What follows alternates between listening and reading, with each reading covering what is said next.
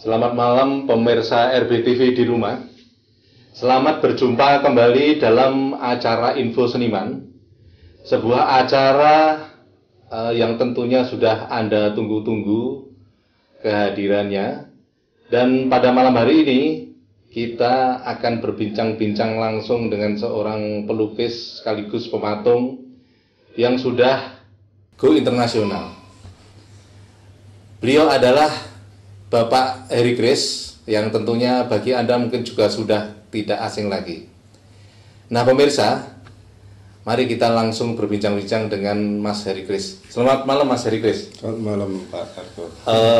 Mungkin pemirsa RBTV di rumah ingin tahu banyak tentang siapa sih seorang Heri Kris yang sekarang ini karya-karyanya sudah mulai dikenal dan mungkin sudah sangat dikenal oleh pemirsa di rumah. Anda itu sebetulnya kelahiran mana Mas Kris? Saya Jogja. Oh Jogja saja ya? Jogja. Dan waktu saya lebih banyak saya habiskan di Jogja. Cuman dulu waktu SD sampai SMA saya di Jawa Timur. Oh begitu ya? Di Blitar. Oh di Blitar. Karena setelah orang tua saya pisah, saya ikut ibu ke sana. Sampai SMA saya kembali kuliah lagi di ISI. Sampai sekarang saya tinggal di Jogja. Ya. Loh, Anda jadi seniman itu atau memang dari keluarga seniman atau bagaimana? Oh, dari keluarga saya tidak ada yang seniman. Bukan ada yang seniman. Saya anak yang aneh mungkin. Oh iya. Makanya waktu saya memutuskan untuk kuliah di ISI, keluarga tidak banyak mensupport gitu. Waktu itu juga saya sebenarnya diterima di UGM, tapi kenapa saya malah memilih untuk di ISI? Itu dan pada akhirnya saya memang harus percaya diri untuk menuruti kata hati saya bahwa dunia saya kemungkinan saya di sini gitu. Suasana yang rileks, suasana belajar yang lebih santai. Ini kayaknya cocok. Karena saya sendiri dari dulu emang nggak suka ditekan. Oh gitu ya. Terus, ya setelah lulus akhirnya sampai sekarang saya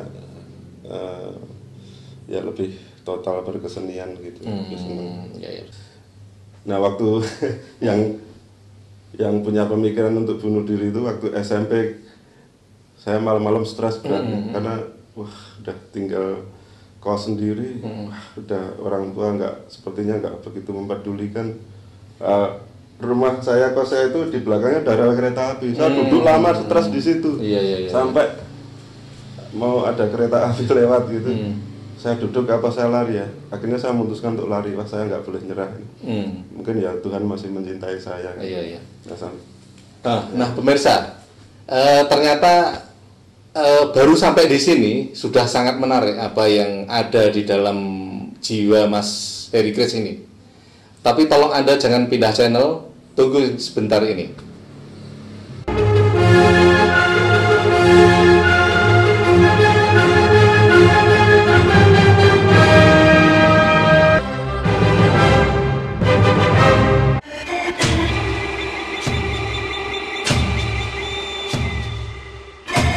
Toko berdikari, yes. Toko berdikari, yes.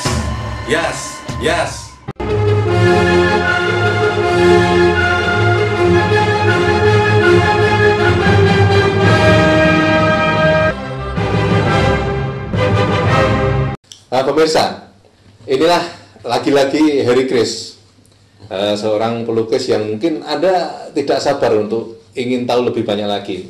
Mas Heri Kris, ini saya melihat pakai kaos tolak relokasi ini. Ini sebetulnya ada kaitan dengan lukisan Anda nggak ini? Atau tema-tema Anda memang berkaitan dengan istilahnya menjeritnya rakyat kecil atau bagaimana? Kalau dihubungkan secara langsung sebenarnya bisa ada dan bisa nggak ada. Ini dulu kaos ini saya desain dengan teman-teman waktu jual handphone di trotoar di Jalan Mangkubumi. Oh jadi Mas Heri pernah jadi penjual handphone di trotoar di Mangkubumi? Pernah jual. Di Kritian itu ya? Kritian. Dan saya pun juga investasi ke baju, sepatu, memberikan modal ke mereka juga bagi hasil. Karena waktu itu tahun 2005-2006 orang nggak mau peduli dengan karya saya. Saya itu dari mana? Karya belum laku gitu ya. Dulu sudah laku, trennya beda. Trennya beda, ya. Beberapa kolektor bilang mau ngelukis yang lain, tapi saya tetap nggak mau. Iya. Saya mending jualan handphone. Wah, itu memang agak kontradiktif. Padahal saya dengar Anda juga punya rumah 1,6 M juga ya? Iya, itu aneh lah itu.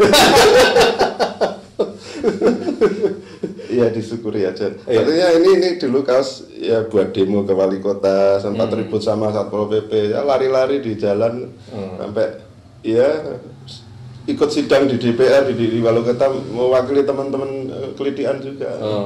Ya tapi saya nggak malu waktu jualan handphone ketemu teman-teman, ketemu dosen saya. Dosen diisi ya? Dosen iya. Ya saya bukan pegawai, saya hidup dari mana akhirnya ya. Dan sampai sekarang Anda punya kapling juga di pasar Kelitian? Punya ya? saya masih adalah investasi di sana ya untuk menyambung hidup. Siapa tahu lukisannya nggak laku lagi. Orang sudah belok lagi. Iya. Tapi saya masih berjuang keras untuk ke depan. Kalau saya berkarya tetap terus berkarya dan saya lebih berpikir untuk bagaimana menciptakan kesenian yang sebenar-benarnya ya ideologi itu tadi sebenarnya saya tetap yakin untuk itu. Dan Anda tetap istilahnya pengen kreatif dengan berpikir positif Pak ya. Dan ternyata ketika seniman bisa bisnis bisa selamat, nggak harus pindah haluan, lukis yang lain untuk bisa hidup ya itu mungkin. Mungkin saya berpikir itu, tapi kalau teman-teman yang lain mungkin beda-beda ya. Artinya saya menghargai juga teman-teman dengan manajemen yang berbeda. Kebetulan saya seperti ini. Gitu. Iya. Dan Anda sebetulnya banyak menggarap apa ini lukisan-lukisan seperti ini? Kalau secara tema saya lebih banyak pindah-pindah. Artinya tidak ada satu. Ada periodisasinya. Tidak ada satu subjek mater yang pokok yang khusus yang saya olah, tapi secara kebendaan atau secara objek itu saya bisa melukis apa saja gitu sesuai dengan ide waktu itu gitu. Tidak terpaku dengan satu persoalan aja. Iya. Ya seperti inilah apa diary ya, catatan diary itu. Seperti catatan harian itu ya. Itu ya catatan harian. Sebagai terapi masa lalu saya. Kok menggores dengan cara-cara yang spontan dan kayak anak-anak ini kok muncul terus gak habis-habis. Ternyata ini ya masih menjadi terapi yang berkelanjutan terus.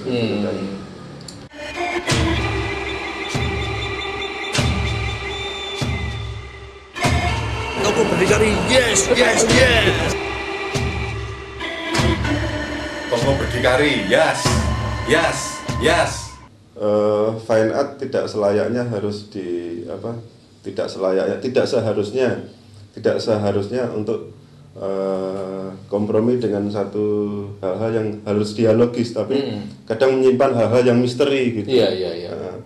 Dan kebetulan saya yang tadi menyimpan hal-hal yang misteri tadi. Karena ada karya yang tematik dan gampang dicerna, gampang dilihat secara tematik, secara objek. Orang gampang secara visual lihat, tapi kebetulan karya-karya saya banyak menyimpan hal-hal yang misteri di situ, yang tidak harus diungkap saat ini, tapi dirasakan getarannya aja. Gitu. Jadi Anda juga ingin bercerita banyak ya melalui lukisan Anda gitu kan ya? Iya banyak. Ada yang temanya dulu pernah misteri yang tidak terungkap, judul-judul dalam karya saya. Ada yang loser, seorang yang kalah atau pecundang. Saya melihat satu peta masyarakat kita yang banyak seperti itu. Banyak orang yang ketinggalan cara berpikir, cara hidupnya, sehingga tidak futuristik tapi lebih banyak melihat ke belakang atau jalan di tempat, sehingga masyarakat kita jadi seperti ini gitu. Tapi Anda secara real istilahnya banyak kelihatan atau sangat menonjol sekali bahwa Anda juga nggarap patung, tapi Anda juga menonjol juga sebetulnya di kuratorial. Itu sebetulnya itu mau jalan bareng atau gimana Mas itu? Kalau jalan bareng susah. Waktu saya jadi kurator di Diri Galeri dan Museum Avandi itu memang saya punya pemikiran-pemikiran untuk lebih ke kebudayaan, kepedulian saya terhadap seni patung. Walaupun saya seorang pelukis, waktu itu lukisan kan laku keras, sementara pematung banyak lari ke proyek-proyek yang sifatnya bukan lebih fine art, tapi lebih ke proyek-proyek monumental, pemerintah. Termasuk kerajinan ya. Itu kan sayang sebenarnya mereka di kampus diisi sendiri, dididik tidak untuk seperti itu, sehingga saya dengan teman-teman pematung untuk membangkitkan lagi untuk pameran kolosal, terus membuat satu asosiasi seperti API juga, itu juga gagasan-gagasan saya. Oh, Anda terlibat ya langsung ya? Iya, API itu ya? Itu justru Asosiasi Pematung Indonesia. Yayasan Pematung itu justru, asosiasi pematung itu justru setelah pameran itu, sehingga saya ingin seperti itu dengan teman-teman, akhirnya terwujud. Yang ketiga adalah kompetisi patung untuk sehingga menghidupkan pasar seni patung yang sehat. Jangan melihat seni lukis saja gitu. Nah, pemikiran seperti itu. Jadi lebih tidak ke dalam diri saya, tapi lebih pemikiran keluar gitu, ke situ. Tapi setelah kurun waktu 4-5 tahun saya menarik diri lagi bahwa ternyata punya kegelisahan yang harus saya ungkapkan lagi. Biar itu menjadi satu sejarah biografi saya. Artinya Anda masuk ke inward looking lagi gitu. Lebih introvert lagi. Iya. Saya ingin seorang pelukis jangan hanya bisa gambar atau melukis, tapi kalau bisa menyumbangkan pemikiran-pemikiran. Di situ saya sebenarnya seniman.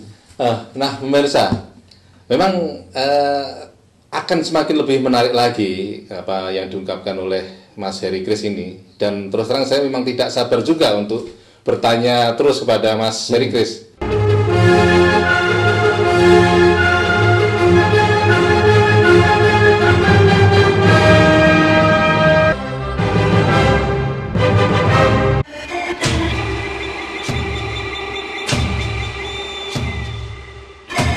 Toko Berdikari, yes. Toko Berdikari, yes.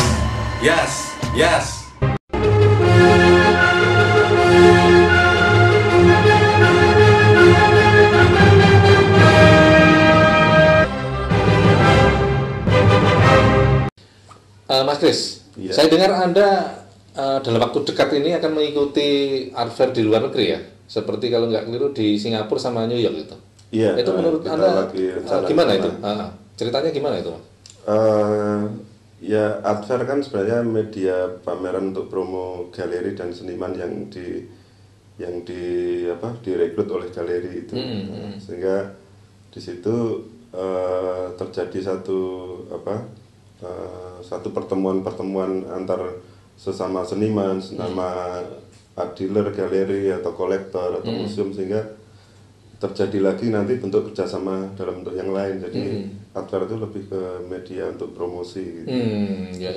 Yang rencana nanti mungkin September saya ikuti art fair. September tahun ini ya? Untuk ke mana? Oktober Ini, untuk Singapura. Untuk Singapura, art fair di Singapura. Iya, Singapura. Kalau Novembernya kemungkinan ke New York. Ke New York ya. Ada 2 karya yang saya ikutkan. Anda juga menampilkan karya-karya seperti ini juga atau lain? Yang lain ini karya yang belum jadi. Oh, ini yang belum jadi. Saya garapi. Oh iya. Tapi temanya hampir sama atau gimana?